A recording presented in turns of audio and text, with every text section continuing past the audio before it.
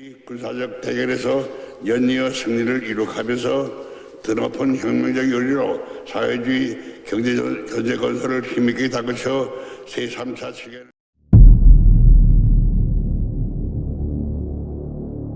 Los soviéticos apostaban que, en el mundo futuro, en las probables guerras que puedan suceder, las armas químicas o biológicas iban a ser las más usadas y más peligrosas.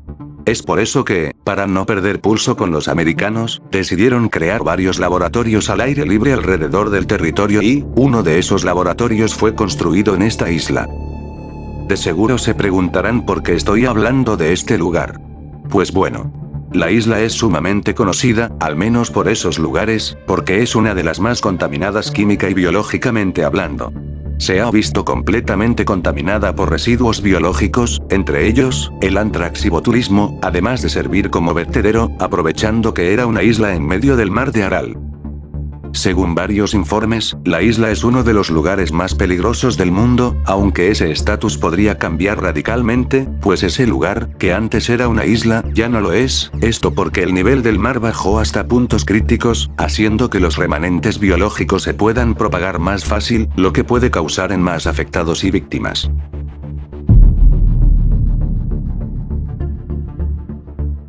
Durante la guerra de Vietnam, Estados Unidos veía cómo, poco a poco, se estaban acabando reservas de municiones y, en especial, cuerpos militares.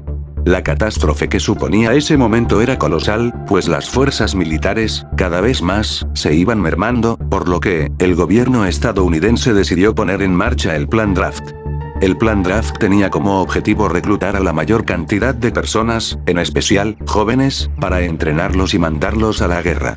Dicho suceso fue considerado como uno radical, pues no importaba que personas se recluten, la cosa era reclutar. Muchos jóvenes escaparon e hicieron cualquier artimaña para no ser llevado, mientras que otros no corrieron la misma suerte. El draft tenía la particularidad de que las personas pobres, y afroamericanos, eran a quienes más se puso la atención de reclutamiento, siendo quienes sufrían este hecho. El momento más oscuro dentro de la historia americana.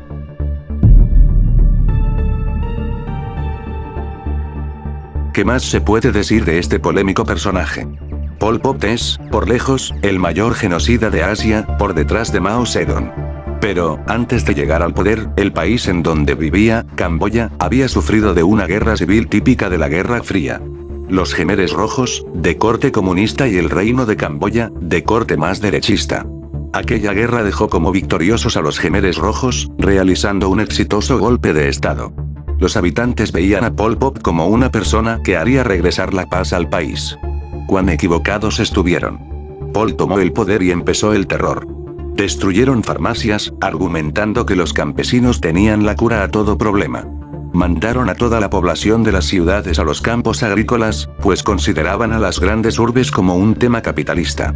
Y si no fuera suficiente, prohibieron el uso de lentes o anteojos, pues consideraban que esto era señal de la inteligencia, algo que estaba en contra del gobierno Khmer.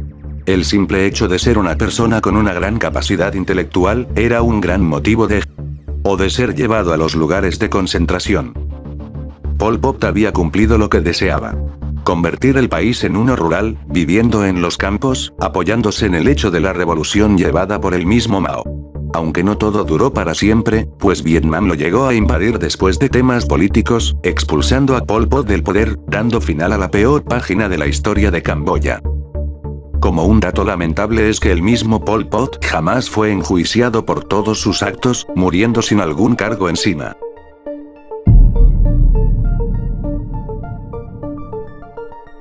Velasco Alvarado, presidente del Perú de 1968 a 1975, según fuentes periodistas, dijo una vez lo siguiente.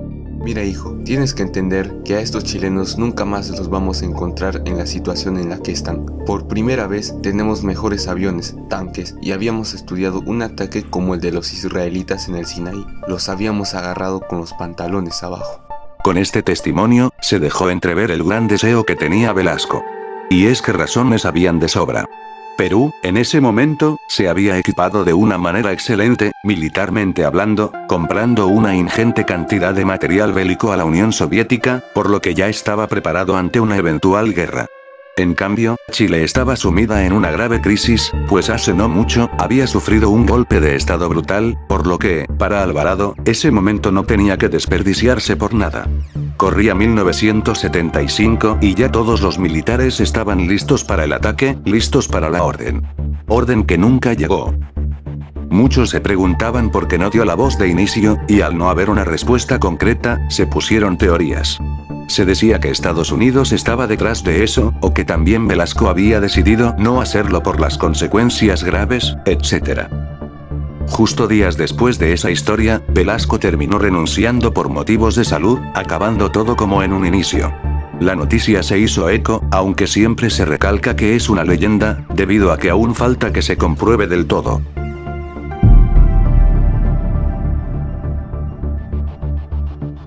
Corrían los años 70 y Rumania pasaba un momento en el que necesitaba relaciones diplomáticas con otros países, especialmente países socialistas o comunistas, ya que ellos lo eran también, por lo que tener a alguien como apoyo tanto político como militar, no vendría nada mal. Entre esos países, se encontraba Corea del Norte, un país ya gobernado por los Kim. Cuando Ceausescu pasó los días hablando con Kim Il-sung sobre los temas de interés, se notó y dejaba ver que ambos dictadores estaban muy bien del uno al otro, hasta con una felicidad en cada uno de ellos.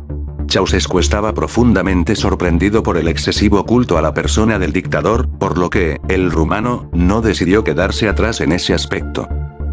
Un dato. Ceausescu regresó al territorio norcoreano de manera más seguida, dejando en claro la curiosa amistad entre ellos durante la Guerra Fría.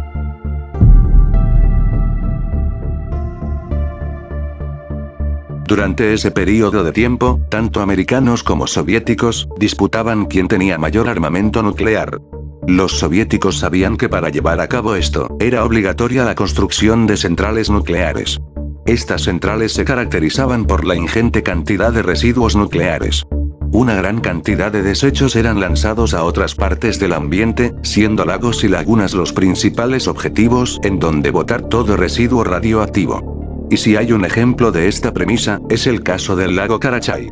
Aquel lago comenzó a ser usado de manera frecuente durante inicios de la década de los 50 y casi en su totalidad en los años 60. Fue en aquella década donde se reportaron unos elevadísimos niveles de contaminación nuclear, lo que destruyó toda vida a su alrededor.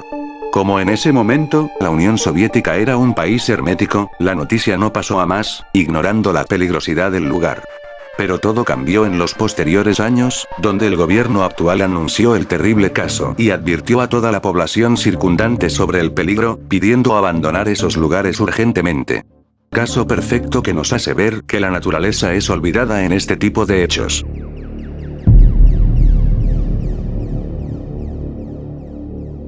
Siendo uno de los temas más polémicos que hay actualmente, el caso de Crimea y Ucrania es un gran problema no solo de ahora, sino que desde hace mucho tiempo. Específicamente, el tema subió de escala cuando Nikita Khrushchev llegó al poder. El mismo Nikita había firmado un decreto en el que el territorio de Crimea pasaba a estar bajo control de la RSS de Ucrania. Esto porque sentía un gran aprecio a dicho pueblo, por lo que decidió hacer eso, aun a sabiendas que en el lugar habían muchos ciudadanos rusos. Los efectos de ese decreto no fueron demasiados, ya que al estar todos en un mismo territorio, no cambió mucho, casi pareciendo solo un acto simbólico. Pero lo que Khrushchev no sabía, es que la Unión Soviética terminó creando a los países de Rusia y Ucrania con los territorios demarcados durante la era soviética. Y lo demás ya es historia.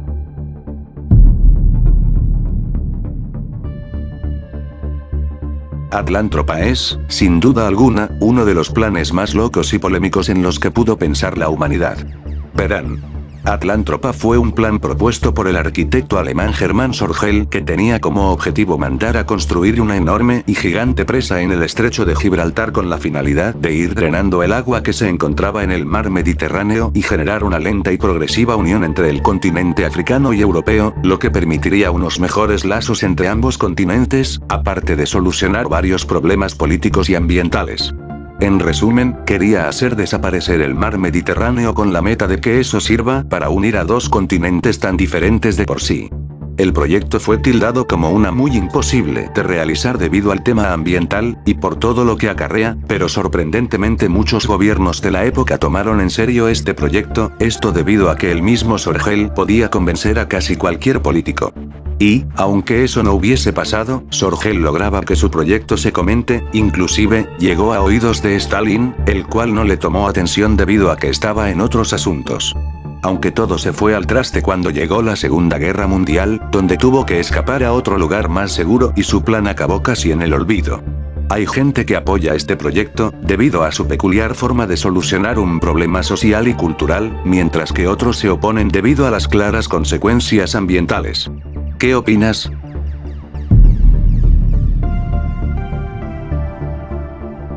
Durante unos años, en los que la comunicación entre países aliados era sumamente importante, mucho más para los americanos, se inició un proyecto controversial.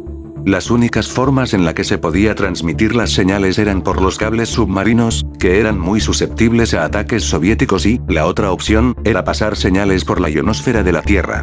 La ionosfera es una capa de la Tierra en la que, mayormente, se ubican los satélites de telecomunicaciones. La idea era interesante, por lo que decidieron llevarla a cabo en la ciudad de Westford, de ahí el nombre. El plan era lo siguiente. Se decidió poner en órbita un anillo formado por cerca de 500 millones de antenas dipolo de un tamaño casi microscópico, usadas en transmisión y emisión de ondas y, con esto, resolver el problema de la comunicación. Después de fallar una vez, a la segunda resultó exitosa. Aunque tiempo después se dejó de usar porque ya habían aparecido los satélites modernos, que todos conocemos.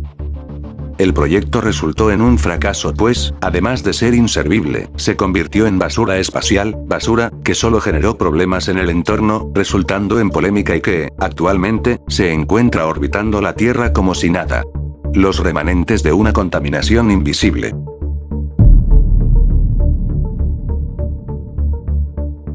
Afganistán, en un momento dado de la Guerra Fría, tenía un gobierno comunista apoyado por los soviéticos.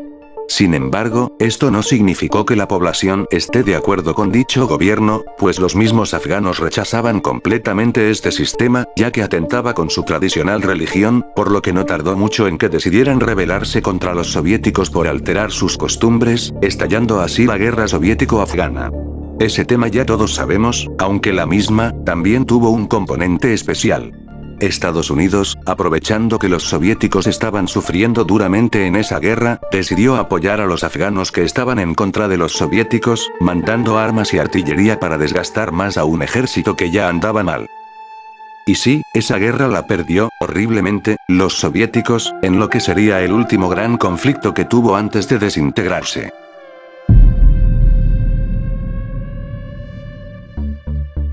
Si a una persona, hoy en día, le preguntas qué partido de un mundial de fútbol se podría considerar como el más controversial por el trasfondo político, seguramente te responderá el partido Estados Unidos-Irán del Mundial 2022. Y pues sí, no hay duda de ello. Pero hace ya mucho tiempo se jugó un partido con un trasfondo mucho más tenso. Dicho partido era la República Federal Alemana y la República Democrática Alemana. El encuentro se jugó en el Mundial Alemania Occidental, es decir, la Alemania Federal, en 1974, una gran casualidad de la vida. La Alemania capitalista y la Alemania comunista, para no confundirnos, jugaron el encuentro en fase de grupos. La Alemania capitalista era la favorita a llevarse el encuentro, pues tenía equipo con gran calidad, mientras que la Alemania comunista tenía un equipo humilde, pero quería dar la sorpresa a como dé lugar. El partido acabó en victoria de la Alemania comunista con un marcador de 1-0, siendo una total sorpresa en ese momento. Como un dato curioso, fíjense qué tan tensa estaba la situación antes del partido, que el estadio donde se jugó, estaba totalmente escoltado de fuerzas militares preparados ante cualquier amenaza. Ese día, un país se enfrentó a sí mismo en su propio territorio.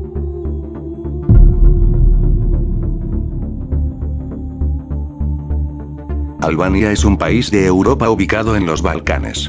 No es un país sumamente conocido, aunque tiene una de las historias, durante la Guerra Fría, más peculiares. Verán. Después de la Segunda Guerra Mundial, el país, después de la retirada de Italia y de los alemanes, vivió una guerra civil entre comunistas, liderados por Enver Hoxha, y anticomunistas. La guerra dio como resultado la victoria de los comunistas, y siendo Josá elegido como primer ministro del país. Y es desde aquí que el gobierno de Enver comienza un vaivén. En un inicio, decidió tener relaciones diplomáticas con los países socialistas de Europa, especialmente con la Unión Soviética, incluso llegando a formar parte del Pacto de Varsovia. Pero para su mala suerte, Stalin fallece, y después de las acciones que hacía el nuevo presidente de la Unión Soviética, Nikita Khrushchev, decidió distanciarse y abandonar el Pacto de Varsovia. Como un intento de alinearse con otro país socialista, decidió entablar conexiones con Mao Zedong, aunque no llegó a buen puerto. Ya estando solo y sin relaciones con otro país socialista, Josá decidió convertir Albania en un país aislado y con un férreo antirrevisionismo, lo que significó que Albania había pasado a ser un país más hermético y cerrado. Es este último punto muy importante, pues al estar solos, no había nadie quienes lo apoyasen, pudiendo sufrir el ataque de algún país en cualquier momento, por lo que Josá mandó a construir cerca de 700.000 búnkeres por todo el país. Aunque, para su desgracia, nunca se usaron. La situación era pésima y ya en 1985, Josá fallece, dejando un país en la más absoluta pobreza y atrasado. Uno de los cuantos casos que sucedieron en la Guerra Fría.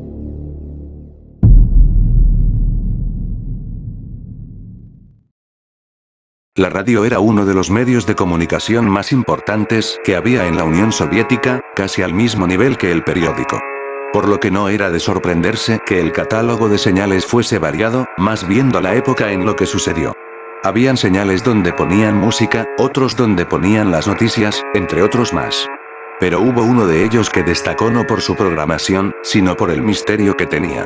La estación soviética VB76, creada en los años 70, se caracterizaba porque, durante todos los días, emitía zumbidos y, de cada tanto en tanto, alguna que otra voz de una persona o interferencia y nada más que eso. La emisora emitía el ruido que ustedes están escuchando de fondo. Como todo misterio, la gente trató de encontrar alguna respuesta, quedando en teorías. En un principio, se sospechaba que aquella emisora servía como un lugar para descifrar códigos morses. Después se comentó que esta estación de radio era controlada mayormente por el ejército y tenían esa base desde un inicio.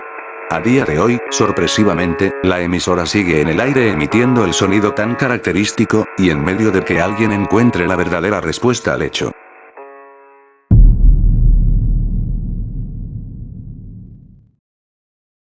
Estaba ahí, consciente, pero sin poder articular palabra alguna, tirado en el suelo de su dormitorio cerrado, en su casa de verano, mirando con cara de odio a quienes se encontraban cerca de él, como sus colegas políticos del partido. Era imposible de creerlo. Un simple momento de entretenimiento y descanso terminó en tragedia. El líder más importante de la historia de Rusia estaba en las últimas. Lo último que muchos de sus allegados, incluso su hija, apreciaron era como poco a poco la cordura mental de Stalin se iba al traste. Los médicos asistieron al líder quien, a veces se sentía bien y, otras veces, parecía muerto. Pasaron los días, y Stalin ya no podía superar el mal estado que tenía, falleciendo un 5 de marzo de 1953. Muchos se preguntan, ¿qué le pasó a Stalin ese fatídico día? Aquel suceso fue muy extraño, pues nadie más que esas personas sabían exactamente lo que pasó. Según informes que se realizaron luego de unos años, Stalin había sufrido un ataque cardiovascular provocado por una hipertensión que tenía. Aunque, para la población, esto no explicó mucho. Se sospechaba, en un inicio que, uno de los colegas que fueron con él a pasar un rato de descanso, había envenenado al líder y que, los médicos que lo atendieron, no lo ayudaron de muy buena manera. Aunque esas solo son teorías, podemos notar el misticismo respecto al caso, un misticismo relacionado a la muerte de un líder nacional. Los paraguayos que abandonaron su patria por motivos dolorosos de otros tiempos pueden regresar si quieren en forma orgánica para ser asistidos debidamente por las autoridades correspondientes.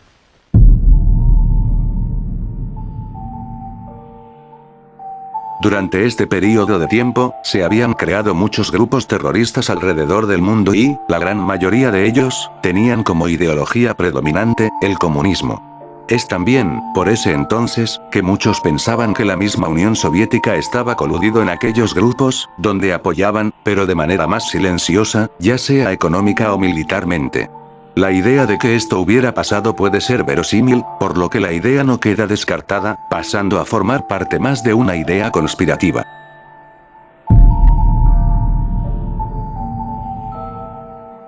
Tan extraño y, hasta un punto, cómico como suena, resultó este acuerdo. Corría 1985 y por ese entonces, se habían organizado un par de cumbres entre Ronald Reagan y Mikhail Gorbachev, los líderes de Estados Unidos y la Unión Soviética, respectivamente. En una de esas cumbres que se realizaron, Reagan propuso a Gorbachev, en un rato libre y en un momento ameno y divertido, que si, en algún momento, el mundo sufría un ataque extraterrestre, ambos dejarían sus diferencias y se defenderían con las armas que tenían. Un caso muy loco de ambos personajes de la Guerra Fría.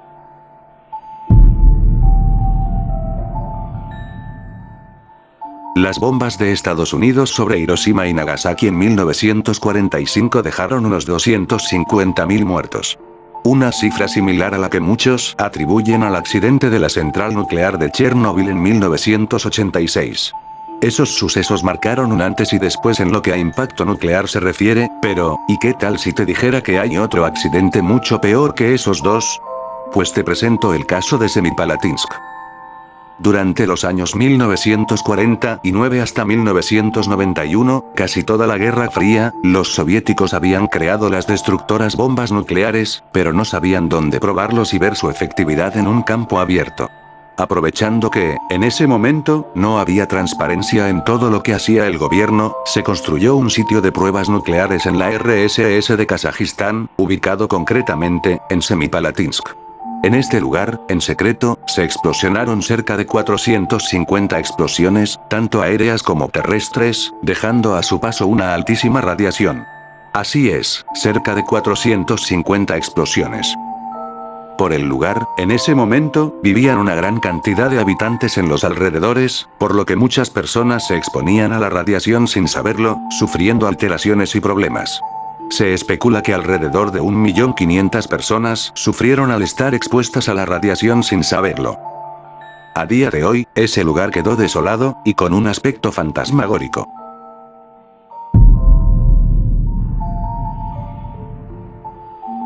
Durante la Guerra Fría, Paraguay estuvo inmerso en el Plan Cóndor, el cual tenía como representante a Alfredo Stroessner.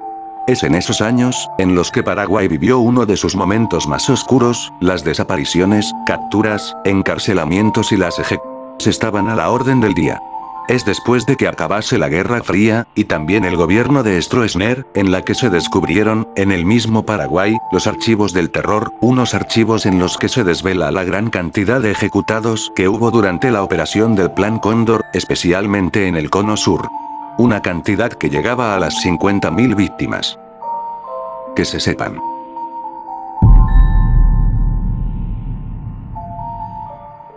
Era 1966. Habían despegado dos aviones rumbo a Estados Unidos. Uno despegaba desde Turquía y el otro, desde España. Los dos vuelos iban por su ruta, pero pasó lo más impresionante. Debido a una desconcentración y mal acoplamiento, ambos aviones colisionaron y como resultado, ambos quedaron hechos escombros, mientras caían del cielo. Aunque eso no fue lo único que cayó. En una de las aeronaves, se estaban transportando, ni más ni menos, que 4 bombas termonucleares, similares a las bombas nucleares. Aquellas 4 bombas cayeron del avión en Almería, España, y aunque no estaban en uso, cayeron a tierra y se destrozaron, dejando una estela de contaminación radiactiva a su paso. La contaminación resultó ser muy alta, llegando a registros preocupantes. A pesar de que ambos gobiernos decidieron mantener los datos en secreto, se terminó descubriendo todos los hechos. Este complejo suceso es más conocido como el incidente de Palomares y, pese a que no afectó a toda España, estuvo cerca de serlo si es que esas 4 bombas estaban en uso.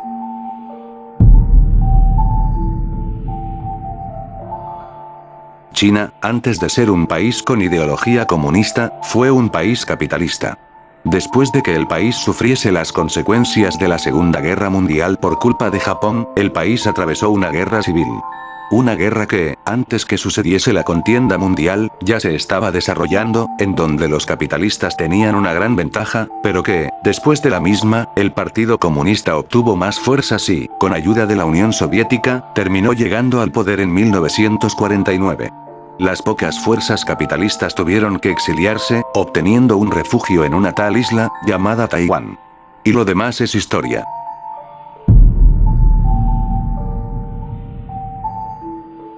Catalogado como el tercer accidente nuclear más peligroso que se haya registrado, el incidente de Kishtim es uno de los más desconocidos en cuanto a desastres nucleares se refiere.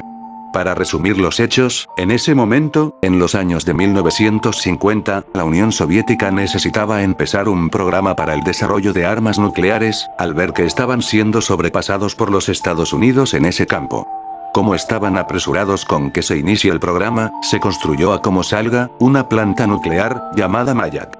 Y no solo eso se apresuró, sino que, como en ese momento, el campo físico nuclear en el país soviético se quedó demasiado atrasado, muchos científicos de esos lugares, no sabían cómo resolver los puntos más básicos, como lo era la seguridad y control de material radiactivo. La planta estaba en constantes momentos de casi accidentes, aunque ese casi no sería por siempre. Ya en 1957, el sistema de enfriamiento de la planta Mayak falló, pues no se reparó bien. Le siguieron unas explosiones de químicos altamente peligrosos, acabando en la principal explosión, la más fuerte, lo que dispersó partículas radiactivas por el aire. El accidente no tuvo víctimas directas, pero sí indirectas, pues las partículas dispersas en el aire se expandieron en un halo, llegando a lugares tan lejanos como ves en pantalla. El accidente se mantuvo en silencio, por lo que los habitantes aledaños no se enteraron, sufriendo lo que es estar expuesto a químicos radiactivos por mucho tiempo.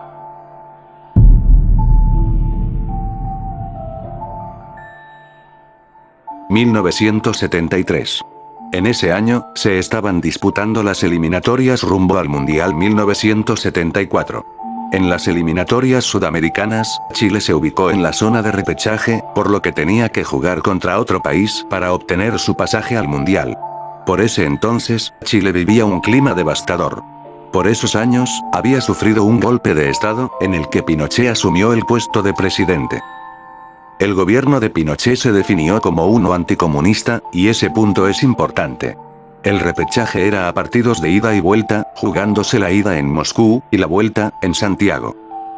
La ida quedó 0-0, por lo que la vuelta iba a ser un partido peleado y muy entretenido. Claro.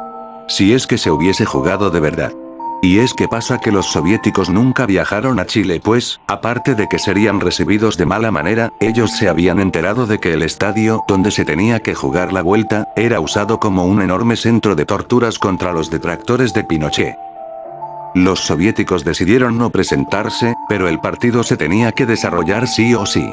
Como si fuera una completa broma futbolística, el partido se jugó solo con Chile en el campo. Ningún rival. Solo ellos, el arco, la afición y la pelota. Un completo despropósito que terminó, por una decisión de la FIFA, con Chile ganando el encuentro por 2-0 y clasificando al Mundial.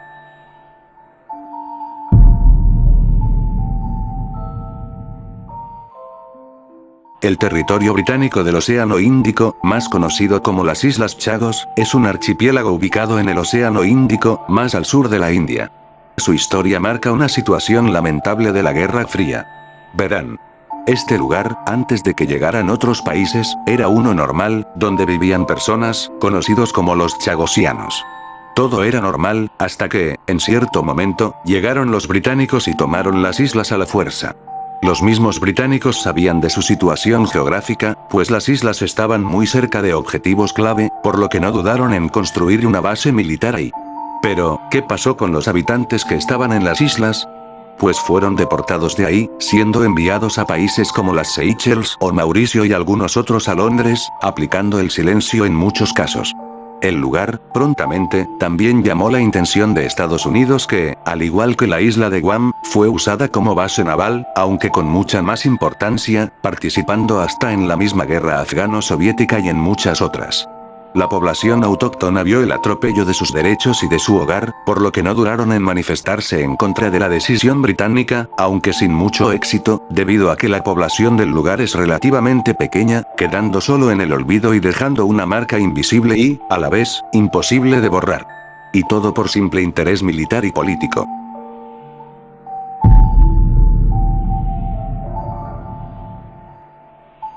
El siglo XX está marcado por dictaduras y controvertidos personajes políticos.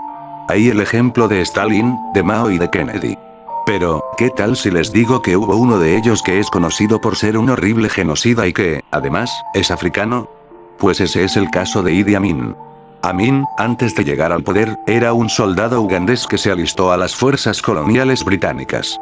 Era conocido por su pasado turbulento, donde había vivido en la violencia, la pobreza y sin educación básica, por lo que, la única forma para salir adelante era enlistarse al ejército. Ya estando ahí, participó en varias guerras. Al volver a Uganda, participó en un golpe de estado para ayudar a que Milton Obote llegue al poder, aunque después de eso, Amin lo terminó traicionando mientras estaba en un viaje. Idi Amin tomaba, en 1971, el poder y comenzaba su reinado de terror, aunque no estaba solo, pues la Unión Soviética lo apoyaba diplomáticamente. El gobierno de Amin se caracterizó por el abuso flagrante de los derechos humanos, la represión política, la persecución étnica, los extrajudiciales, el descarado nepotismo, la corrupción y la mala gestión económica, además de sus ideas extremistas. El número de víctimas de su régimen oscila entre 100.000 y 500.000, según los cálculos de observadores internacionales y grupos de derechos humanos. Pero eso no es lo más aterrador que hizo este personaje, pues también se le acusó de canibalismo, pues cuando Amin se fue del país, se encontraron varias refrigeradoras con carne humana en lugares donde frecuentaban funcionarios políticos, siendo llamado el carnicero de Kampala.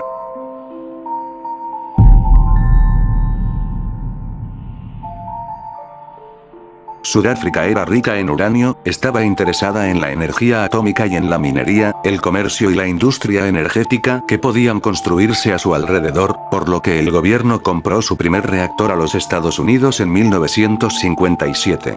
Los informes de inteligencia de los americanos muestran que Sudáfrica comenzó formalmente su programa de armas nucleares en 1973, ni más ni menos. En un inicio, la fuerte presión internacional les impidió probar estas armas, por cuestiones lógicas. Pero eso no los detuvo, pues para 1982, Sudáfrica había desarrollado y construido su primer artefacto explosivo nuclear. En 1989, Sudáfrica tenía 6 bombas. Así es, 6 bombas. Y cada una con 55 kilogramos de uranio altamente enriquecido capaces de lanzar un explosivo para destruir todo a su paso. Sin embargo, para sorpresa de casi todos, en ese mismo año, el gobierno, oficialmente, puso fin al programa nuclear y Sudáfrica se unió al Tratado de No Proliferación de Armas, desmantelando todas sus armas nucleares, siendo uno de los primeros países con esa cantidad en hacerlo.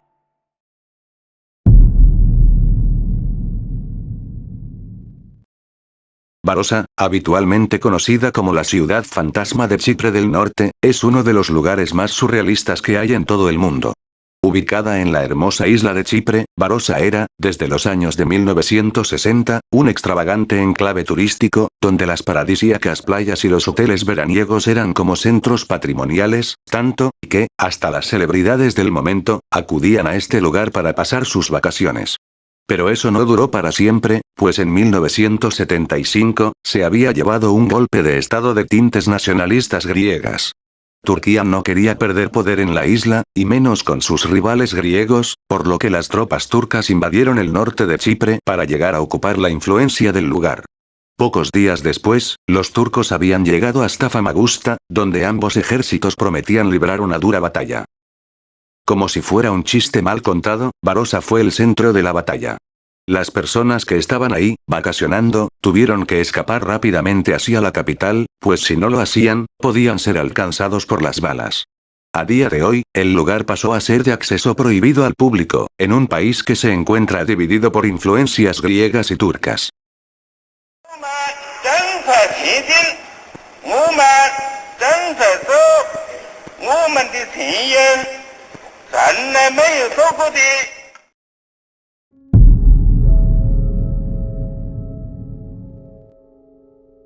El MK Ultra es, sin duda, uno de los proyectos más aterradores que se pudieron haber creado. Todo comenzó a principios de la década de 1950, con la Guerra Fría en pleno apogeo. Por esos años, se estaba llevando la guerra de Corea y, cuando esta finalizó, algunos prisioneros de guerra americanos liberados regresaron a su país defendiendo la causa comunista. Esto alarmó de gran manera a los estadounidenses, pues estaban asustados de que los soviéticos y los chinos hubieran desarrollado técnicas de control mental, y de que sus agentes o los prisioneros de guerra pudieran revelar información valiosa al rival. Los Estados Unidos no iban a permitir que algo así sucediese, por lo que decidieron crear, junto a la recién formada CIA, un proyecto en el cual poder hacer experimentos psiquiátricos en seres humanos y ser sus resultados. Pacientes en hospitales psiquiátricos, presos en instituciones federales e incluso las personas del público recibieron drogas y fueron parte de experimentos sin su conocimiento o consentimiento.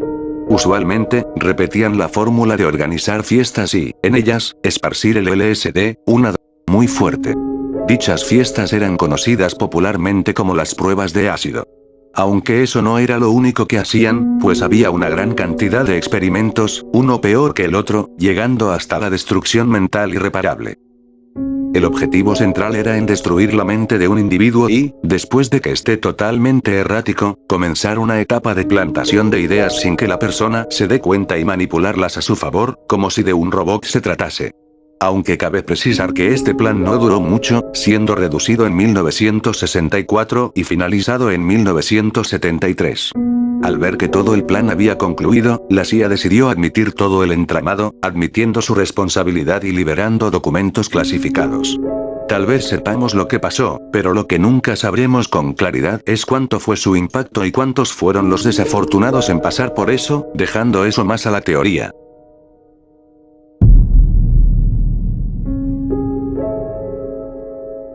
El 22 de septiembre de 1979, un satélite de vigilancia estadounidense, el Vela 6911, de ahí el nombre del incidente, detectó dos destellos luminosos de gran intensidad en el Atlántico Sur, entre África y la Antártida. Las lecturas de los sensores ópticos del satélite no fueron demasiado claras, pero pudo determinarse que la potencia necesaria para generar algo de esa magnitud tenía que ser una explosión enormemente gigantesca. Los expertos del tema supusieron que pudo tratarse de ensayos nucleares clandestinos entre Israel y Sudáfrica. En un inicio, ambos gobiernos desmintieron las acusaciones en su contra. Como el caso se estaba volviendo en un gran problema, los americanos se decidieron en realizar un seguimiento al tema. Si bien la prensa olvidó rápidamente el incidente, las agencias de inteligencia querían saber a toda costa qué era lo que había ocurrido, pues no les convenía perder la información y más en un momento tenso como ese, y como en ese entonces, Sudáfrica mantenía su flota marina por la zona de la supuesta prueba, se les acusó el triple. Los años pasaron, y muchas pruebas en contra de Sudáfrica se presentaban, aunque no pudieron ser confirmadas del todo. Después de los años y a día de hoy, el hecho se recuerda como un ensayo nuclear más que sucedió en la Guerra Fría, quedando en el olvido.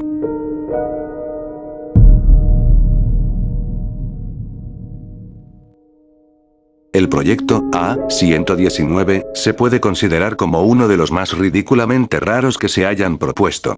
El proyecto consistía en lo siguiente.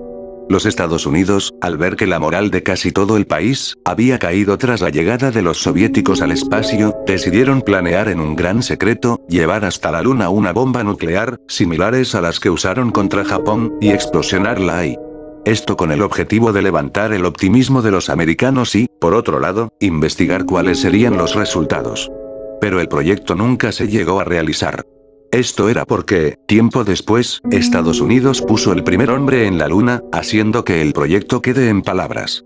El plan, como lo escuchan, no salió a la luz debido al alto secreto con el que se llevó hasta inicios del nuevo milenio, cuando fue desclasificada y difundida en la población. La naturaleza del plan se presta para teorías conspirativas, incluso para preguntas tan simples como, ¿qué fin tenía, verdaderamente, este proyecto? Si en ese momento se pensaba mandar una bomba nuclear a la Luna, imagínense en el futuro.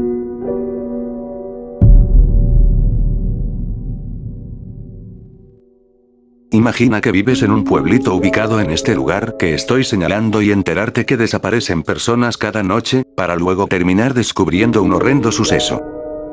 Pues si pensaste en eso, déjame decirte que hay un caso que lo supera en ese aspecto. Verán. Kirovsky fue una pequeña localidad en el que vivían alrededor de 560 personas. En un cierto tiempo, los lugareños de la zona comenzaban a sufrir constantes desapariciones de personas de diferentes ocupaciones.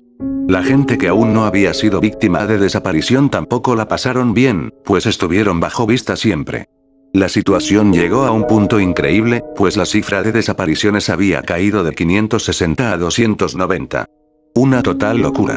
Pero eso no es lo único aterrador, ya que, además de estar ubicados en la nada y saber que no podían ir a ningún lado, descubrieron, en una mañana, que, en la playa de la localidad, había nada más y nada menos que 5.800 dedos humanos. Así es. 5.800 dedos humanos, dedos tanto de pies como de manos.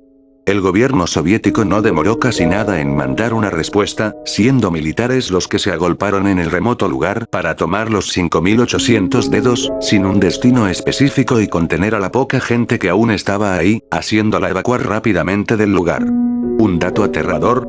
Si multiplicamos los 290 por la cantidad total de dedos que hay en las manos y en los pies, 20, nos da como resultado 5.800 dedos, la misma cantidad de dedos que se encontraron aquel día. ¿Qué pasó exactamente? Tal vez nunca lo sabremos.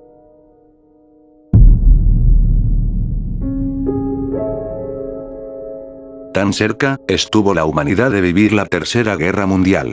Específicamente, un botón estaba a punto de definir el mundo. Pocas personas se pueden acreditar el hecho de salvar al mundo, siendo una idea más de un cómic de superhéroes que de la vida real. Pero si hay una persona, de la vida real, que se puede acreditar un semejante reconocimiento, ese es Stanislav Petrov. Era 1983 y Stanislav estaba en su cargo de teniente en las defensas aéreas. Seguía su jornada como siempre y hasta ese momento, no había ocurrido un incidente con los americanos. En un día cualquiera, un satélite soviético había lanzado una alarma que dejaría a todos impactados. Habían detectado nada más y nada menos que un misil estadounidense, con objetivo a la Unión Soviética y con tiempo de llegada de 20 minutos. Stanislav se había quedado perplejo, pero tenía que verificar si eso, en verdad, era un misil estadounidense y, si es que en verdad lo era, avisar a los altos mandos e iniciar un contraataque masivo. En un inicio, Stanislav no pensó que eso sea un ataque americano, pues era rarísimo que solo lanzaran un misil, pero dudó luego de que se detectaran 4 misiles más. Petrov sabía que la alarma que tenía el satélite podía llegar a equivocarse y decidió esperar y no hacer nada aún sabiendo el gran peligro que se jugaba si eran misiles de verdad.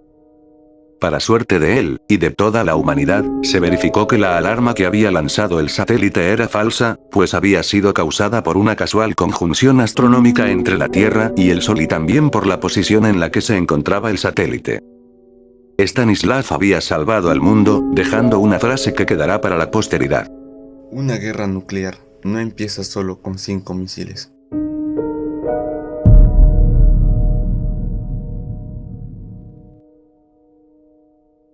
La idea de que, en ese momento, iniciase una tercera guerra mundial, eran altas. Las tensiones de ambos países, en ese entonces, eran muy volátiles, por lo que cualquier movimiento en falso y acabaría en desastre. Muchos eventos sucedieron para que, una simple chispa, termine en incendio. Tenemos el caso de la guerra de Vietnam, escaramuzas entre la OTAN y la Unión Soviética, entre otros casos más. Pero el hecho principal, y que estuvo a nada de que estallase, fue durante la crisis de los misiles, un suceso que, de no ser porque se llegó a una solución diplomática, el hecho iba a terminar en desastre mundial. Aunque después de un tiempo, se bajaron las revoluciones y así, evitar una supuesta tercera guerra mundial. Momentos como este, merecen ser recordados para no volver a caer en lo mismo.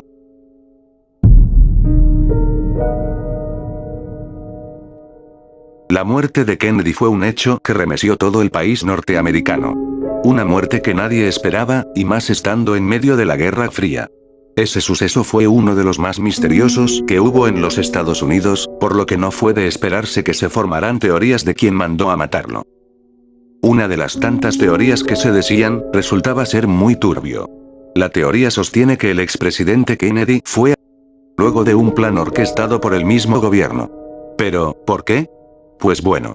Esta teoría parte con la base de que Kennedy tenía una pésima relación con la CIA, pues el mismo Kennedy intervenía demasiado en las decisiones de la agencia, y esto no era del gusto de ellos. Incluso se llegó a saber que el expresidente había rechazado un plan de la agencia en el que se planeaba un autoataque y culpar a los cubanos por ello. Una completa locura. La CIA aprovechó un momento en especial para silenciarlo, logrando hacerlo ese trágico día. En simples palabras, fue silenciado porque entorpecía las operaciones de una agencia de gran poder. Una de las teorías más turbias de toda la historia de Estados Unidos.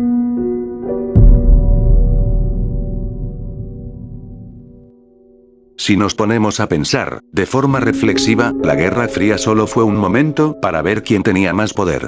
Tanto a soviéticos como a los americanos, no les importó las consecuencias que podría significar su intervención en otros países, pues ellos solo querían saber si habían países que adoptaban su ideología y se ponían de uno de los dos lados. Incluso llegando al punto en el que, si estos países se resistían a adoptar las ideologías propuestas, tenían altas probabilidades de ser invadidos tanto por soviéticos como por americanos. Los ejemplos de este tema son el Plan Cóndor, la guerra afgano-soviética, la guerra de Vietnam, la Revolución cubana, entre otros muchos casos más. La Guerra Fría siempre representó eso. Una simple pelea de poder.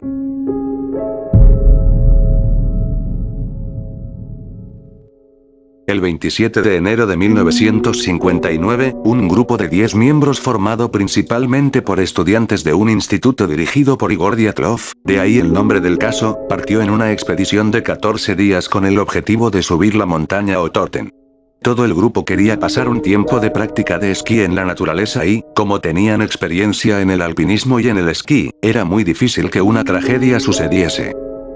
El camino que se habían trazado se clasificaba como uno de los más peligrosos debido al clima y al tiempo, aunque esto no les importó mucho y fueron allí, pero uno de los 10 participantes decidió en no ir debido al peligro que corría, sin saber lo que pasaría después.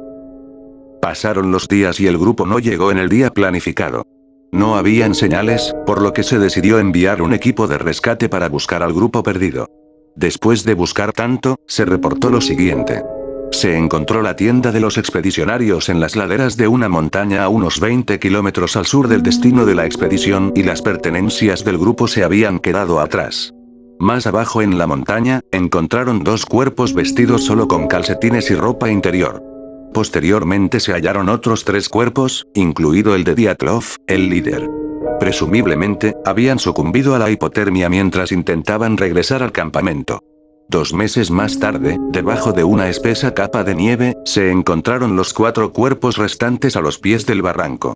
Varios de los fallecidos presentaban lesiones graves, como fracturas en el pecho y el cráneo. Las autoridades soviéticas abrieron una investigación para determinar las causas de este extraño drama, sin embargo, tan solo 3 meses después, los resultados concluyeron que una fuerza natural irresistible había causado la muerte de los excursionistas. Esa respuesta dejó con más dudas que certezas, por lo que las teorías no hacían nada más que comenzar.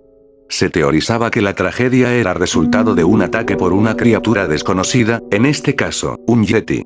También se pensó que el grupo había sido víctima de unas pruebas militares soviéticas que se realizaban en la zona. Y hasta se pensó que el grupo fue blanco de las operaciones secretas de la KGB, la agencia de inteligencia soviética más importante de la época. En fin. Uno de los casos más extraños que pudieron suceder durante la Guerra Fría.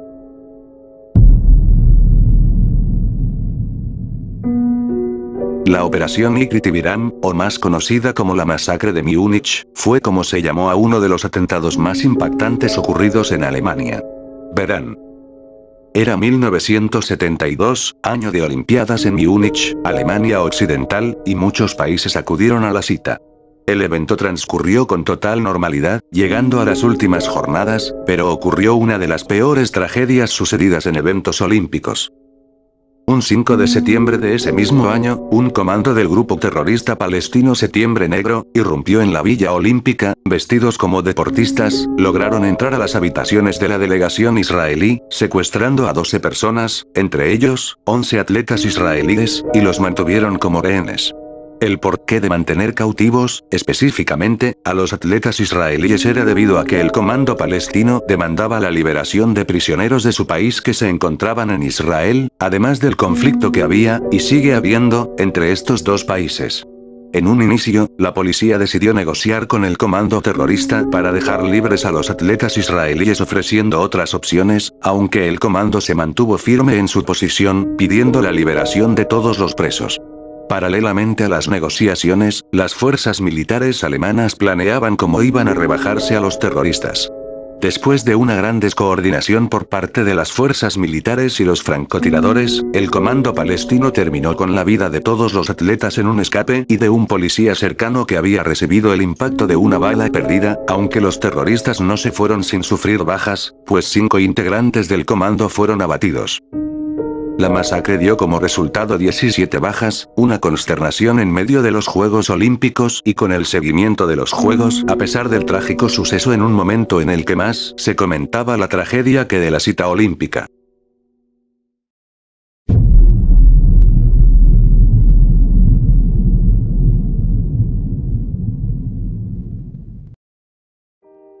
Sabemos que la Guerra Fría terminó tras la disolución de la Unión Soviética, en 1991, pero, ¿realmente terminó?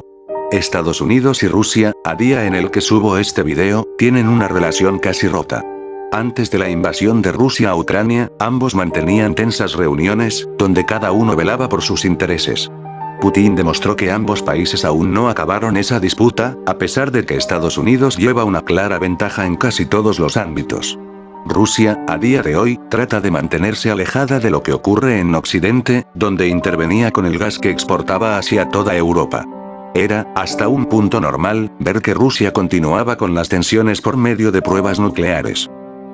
Aunque, actualmente, Estados Unidos ya no ve a Rusia como un rival, como lo fue en antaño, pues ahora ve a China como su gran competidor, aún continúa la misma situación y más con la guerra de Ucrania, donde prácticamente cortó relaciones con casi todo Occidente. La pregunta siempre será: ¿realmente terminó?